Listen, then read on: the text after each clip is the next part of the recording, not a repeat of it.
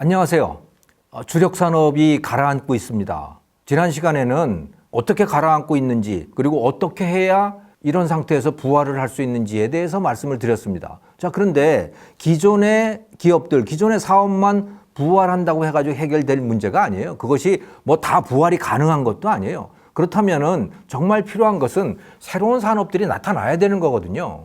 새로운 산업이 나타나야 되는데 과연 그럴 수 있겠는가, 어떻게 해야 되겠는가라고 하는 그런 이야기를 말씀을 드리려고 합니다. 그런데 새로운 산업이라고 하는 것이 그렇게 대단한 게 아닙니다. 우리가 살아가는 데 있어서 여러 가지 불편한 것들이 있잖아요. 저거는 좀 바뀌었으면 좋겠어 하는 그런 것들, 그것을 바꾸어내는 것, 더 편리하게 만들고 더 비용이 적게 들어가게 만들고 그래서 삶을 더 풍요롭게 만드는 이런 과정을 해내는 게 바로 새로운 산업이 만들어지는 과정이거든요. 우리가 4차 산업혁명이라고 하는 그런 말들, 그래서 AI가 어떻고, 자율주행이 어떻고 하는 이런 게 결국은 다 그런 맥락에 서 있는 것들입니다. 우리의 삶을 풍요롭게, 우리의 삶을 더 편안하게 만드는 그런 것들이다. 그런데 이게 지금 잘 안 되고 있는 거예요. 여러분들 주변에 불편한 게 굉장히 많지요. 어떤 것들이 불편해요? 택시 타는 거 불편하지 않아요? 또는 대학 불편하지 않아요? 먹거리가 너무 비싸거나 그러지 않아요? 이런 것들을 고치는 것이 바로 새로운 산업이 나오는 그런 과정이라고 보시면 되는 거예요. 자, 그런데 그게 잘 안 되고 있는 거죠. 예를 들어서 그 중에 하나 최근에 나타났던 것이 바로 이 카카오 모빌리티라고 하는 이 회사가 시도해온 바로 카풀 산업입니다. 카풀이라고 하는 게 뭐예요? 출퇴근할 때 우리 차 같이 타고 갑시다. 이런 거 아니겠어요? 차 나눠 타고 갑시다. 왜 나눠 타고 가냐? 기존에 택시 있잖아. 근데 택시가 너무 불편해. 택시가 너무 비싸. 그러니까 우리가 조금 더 편리하게, 더 값싸게 해봅시다. 라고 새로운 대안을 만들어낸 게 바로 그 카풀이라고 하는 거예요. 대단한 산업은 아니지만 어쨌든 이것으로 인해서 조금은 나아질 것이다. 라는 거죠. 그런데 이거 어떻게 됐어요? 진짜 별것도 아닌 일인데 이거 카카오 이거 서비스 중단했습니다. 택시 기사님들이 다 길거리에 나와가지고선 이거 안 된다는 거 아니에요? 그래서 카카오를 몰아내자, 우리 다 죽겠다 이렇게 들고 나오니까 결국은 카카오가 손 들고 말았죠. 정부가 중간에 중재하려고 어쩌고저쩌고 하다가 힘도 없어요. 안 되는 거예요. 정부는 진짜 힘이 없어요. 우리나라 정부, 지금 이 문재인 정부는 저렇게 거리의 시위대에 대해서는 정말 어떤 힘도 없어요. 그러니까 저렇게 반대를 하면 아무것도 할 수가 없는 거예요. 정말 카풀이라고 하는 정말 아무것도 아닌 이것조차도 할 수 없는 그런 지경이 되어버렸다는 거죠. 자, 그런데 이렇게 돼가지고는 어떤 혁신도, 어떤 새로운 산업도 등장을 할 수가 없습니다. 그러면 지금 젊은이들은 일자리가 다 없어진다고 보면 되는 거예요. 지금 주력 산업들 하나씩 둘씩 문을 닫게 될 것이고 새로운 거는 나오지 못하고 그러면 젊은 사람들이 어디에 취직해요? 스스로 뭔가를 만들어내야 되는데 스스로 뭔가를 만들어서 좋게 만들려고 하면 기존의 택시 운전 기사님들 아니면 농민들 다 들고 나와가지고 다 반대를 할 거란 말이에요. 이렇게 생각을 한번 해보십시오. 지금은 자동차라고 하는 게 아주 당연하게 돼 있죠. 그런데 자동차가 나왔던 그 처음 상태를 한번 생각을 해보세요. 자동차가 나오기 이전에 사람들은 뭘 타고 다녔죠? 마차를 타고 다녔어요. 말이 끄는 마차를 타고 다녔다고. 그리고 그 마차를 몰기 위한 마부들이 있었죠. 자동차가 나왔어요. 그런데 그러면 마부들의 입장에서 보면 황당한 거죠. 왜? 아니 나는 뭐 먹고 살란 말이야. 그래서 실제로 마부들이 자동차 반대했어요. 그래서 영국 같은 데는 자동차가 몇 킬로 이상 못 가. 자동차가 갈 때는 앞에 기술을 든, 깃발을 든 사람이 앞에 먼저 가고 자동차는 뒤따라가야 돼요. 이런 식의 규제를 만들어내기도 했어요. 왜? 마부들을 위해서 그런 거죠. 어떻게 생각하세요, 여러분? 지금 우리가 그렇게 하고 있는 거거든요. 이걸 극복하지 못하면 새로운 산업도 나오지 못하고 젊은이들에게 새로운 일자리도 없어요. 여러분, 창조적 파괴라고 하는 말 들어보셨죠? 창조하려면요, 반드시 파괴가 따릅니다. 왜? 그 창조한 새로운 것들이 기존의 것들을 대체할 테니까. 대체된 거는 바로 파괴되는 거죠.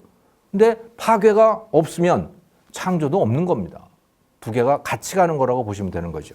문재인 대통령도 또 문재인 정권을 만들어낸 사람들도 바로 이것이 필요하다는 건 다 인정을 했어요. 그래서 혁신 성장이라고 하는 것이 이 정부 경제정책의 굉장히 중요한 부분으로 처음에 설정이 됐어요.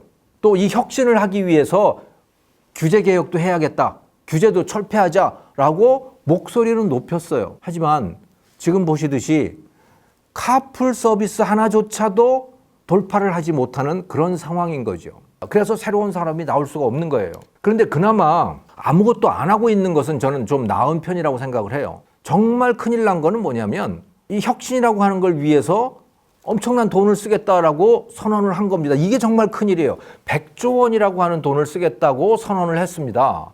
혁신금융이라고 하는 걸 하면서 중소, 중견기업에다가 이들의 혁신에다가 100조를 공급을 해주겠다. 이렇게 얘기를 했어요. 아, 돈을 주면 좋기는 하지요.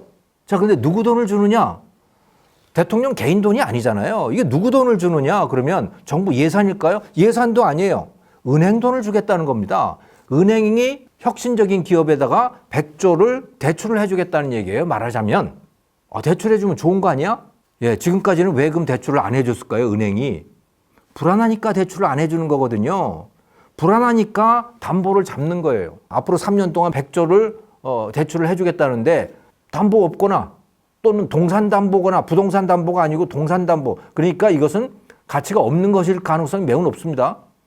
기술담보거나 뭐 이런 거예요. 기술담보. 이론적으로는 좋지만 이게 되냐 이거. 지금까지는 왜 그러면 은행들이 그런 걸 담보로 해서 대출을 안 해줬냐. 은행도 다 돈 장사하는 건데 떼일까 봐 그런 거거든요. 그 다음에 이 사진에서 여러분 빨간 박스로 지금 해놓은 거 한번 보시기 바랍니다. 제일 밑에 발생한 손해에 대해서 적극적인 면책을 해주겠다고 했잖아요. 이렇게 100조를 줘라, 대출해 줘라 하고 하더라도 은행이 대출을 안 해줍니다. 왜 안 해줄 거냐? 그거 대출했다가 못 갚으면 그 사람들 못 갚으면 그리고 담보도 안 잡았는데 또는 기술을 담보로 잡았는데 그 기술이 가치가 없으면 그거 어떡하냐? 내가 책임져야 되잖아. 그러니까 난 대출 못 해줘 하고 뒤로 뺄 가능성이 매우 높거든요. 그래서 어떻게 해줬냐? 그렇게 발생한 손해에 대해서 면책을 해주겠다는 겁니다. 이거는요, 정말 무시무시한 선언이에요. 그렇다는 얘기는 은행들 보고 그냥 회수하지 못할 돈 대출해줘도 괜찮아 라고 이야기를 하고 있는 거예요. 자, 그러면 어떻게 될까요? 중소기업들은 신나겠죠. 100조 원이라고 하는 돈을 자기가 갖고 있는 기술을 담보로 해가지고 그냥 대출을 받을 수 있다는 이야기입니다. 기술이야 다 있을 거 아니에요. 그거 혁신적인지 아닌지 뭐 혁신이라고 주장하면 혁신적인 거죠. 그렇게 해서 진짜 장사를 해가지고 돈을 벌어서 갚을 수 있으면 좋은데 갚을 수 없을 경우는 어떻게 되죠? 갚을 수 없다는 얘기는 기술의 가치도 없다는 얘기잖아요. 그러면 은행은 그냥 그 돈 띄는 겁니다. 담보가 있는 경우에는 부동산 담보나 이런 것들이 있을 경우에는 돈을 못 갚더라도 그 담보를 처분해서 회수를 하잖아요. 그래서 은행은 안전하게 머물러 있을 수 있는 거예요. 그런데 지금 이 경우에는 혁신금융 100조 원이라고 하는 이 돈은요, 못 갚으면 끝. 이렇게 된다는 거예요. 저는 그래서 저 100조 원 중에 상당한 금액이 회수 못하는 금액이 될 거라 저는 그렇게 봐요. 우리나라 은행들이 가뜩이나 실질적으로 국영기업이잖아요. 실질적으로 국영은행입니다. 우리나라 은행들이. 그래도 그나마 부동산 담보 대출을 해왔기 때문에 부실이 그렇게 많지는 않아요. 근데 저렇게 되면요, 저 부실을 어떻게 다 처리를 하죠? 정말 걱정입니다.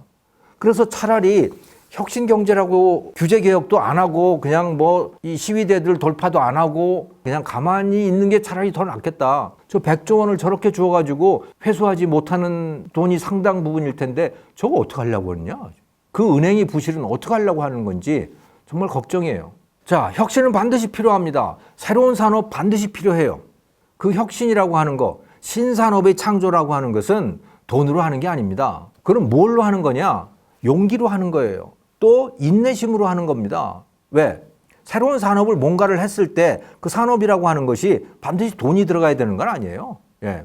예를 들어 시장에서 장사하는 방법이 새로워질 수도 있는 거고 택시를 운영하는 방법이 새로워질 수도 있는 거고 그런 거죠. 자, 새로운 방법을 시도를 했어요. 반드시 실패합니다. 왜? 새로운 건 실패하게 돼 있거든요. 그 실패를 하고 그 실패에서 배워서 다시 일어나야 되거든요. 우리나라는 한번 실패하면 다시 일어날 수 없는 시스템이야 라고 불평을 하지 말란 얘기예요. 실패했으면 다시 일어나세요. 내가 어떻게 일어나? 못 일어나면 그냥 끝이에요. 다시 일어나야 해요. 핑계가 없어요. 무조건 일어나야 해. 그게 젊음의 특권인 것이고 젊음의 장점인 거죠. 실패했으면 일어나야 된다. 누구 힘으로? 내 힘으로 일어나야 돼요. 못 일어나면 아무도 못 일어나는 거예요. 정부 보고 일으켜달라? 그러면 지금 이런 혁신금융 같은 게 나오는 겁니다. 그래 내가 돈 줄게. 일어나봐. 그러면 그 돈만 받고 끝나요. 10중 8구는 다 그래요. 지금 창업자금이라고 하는 게 대부분 보면 돈 받고 끝나요. 그 돈 떨어지면 그냥 해산이죠.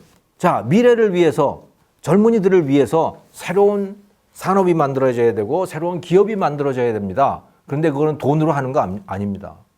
용기와 끈기와 인내심과 이런 걸로 해야 돼요. 그것을 갖고 실패를 하다 보면 거기에 돈이 붙게 돼 있죠.